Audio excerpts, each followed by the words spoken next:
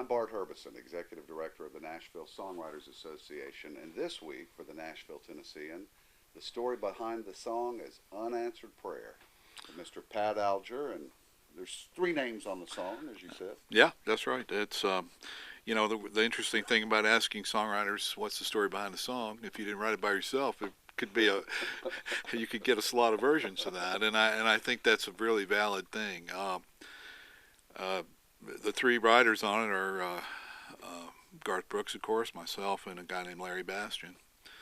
Well, at the time, I'd never met Larry Bastian. I didn't really hear his name until after the song was Larry written. did rodeo too, right? He did. No, he's a great. I didn't know him personally. I knew who he was, but I never met him. Evidently, he and Garth had a conversation about this idea, and out of that conversation, Garth felt, he had he had gotten some valuable input from Larry and wanted to give him part of the credit. So. Larry actually has some parody lyrics to the song it's about a song he got a number one song on a song he didn't write, and it's a very funny parody. But really, the song was from that concept that that Garth and Larry came up with. Garth and I sat down and had a conversation about it, and it was a pretty actually easy song to write because we discovered our common thread, and I think that's the key to most really great songs that are co-written that don't sound like they're written by a committee. They sound like one person talking, and I think part of the success of this song was that we both had experiences that were similar but not exactly alike. In my case, it was kind of a combination of two things, and that's the one I can talk about. I can't talk about Garth's because anecdotes they tend to grow and they grow taller over time.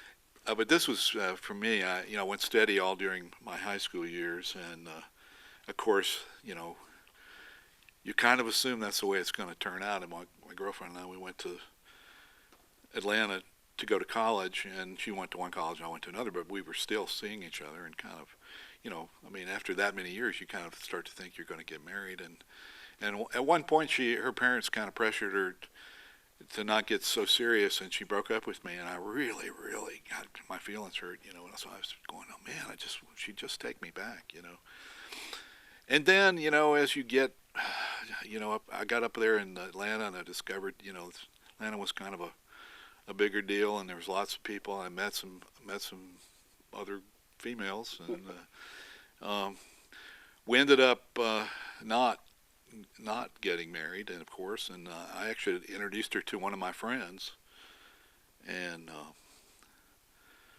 they're still married. Really? Yeah, happily, very happily. When the first time I heard that song,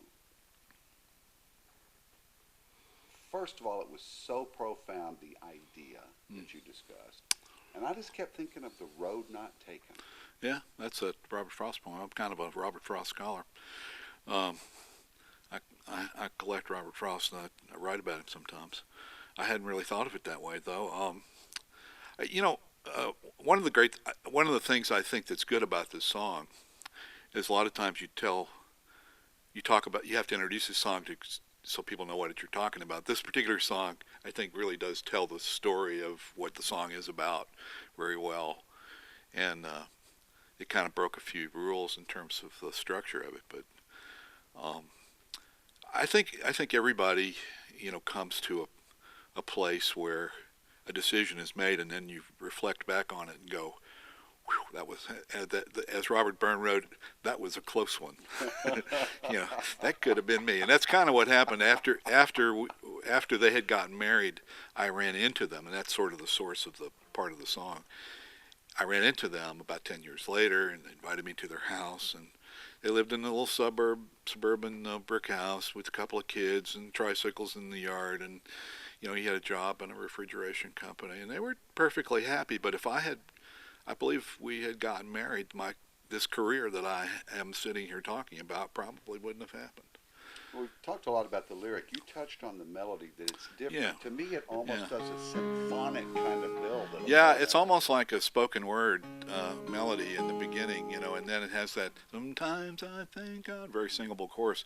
But one of the things I thought I was very opinionated about was that when you have a chorus like that, you can't repeat it 14 times, or every time you repeat it, it's going to lose its impact. So we went to the bridge of the song before the second chorus, and it only repeats the chorus twice. So that's very kind of a different song structure, and I think that's sort of what was it. Garth was able to really build his emotional dynamic from that kind of structure.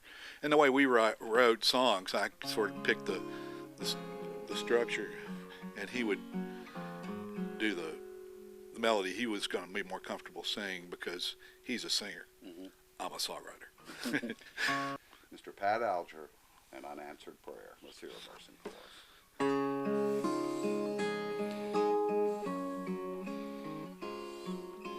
Just the other night at a hometown football game, my wife and I ran into my old high school flame.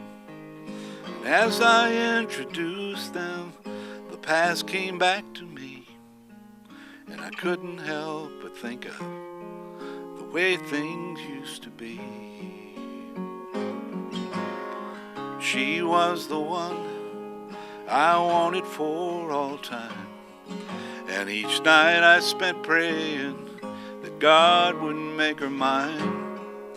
And if he'd only grant me this wish I wished back then, I'd never ask for anything again. Sometimes I thank God for unanswered prayers. Remember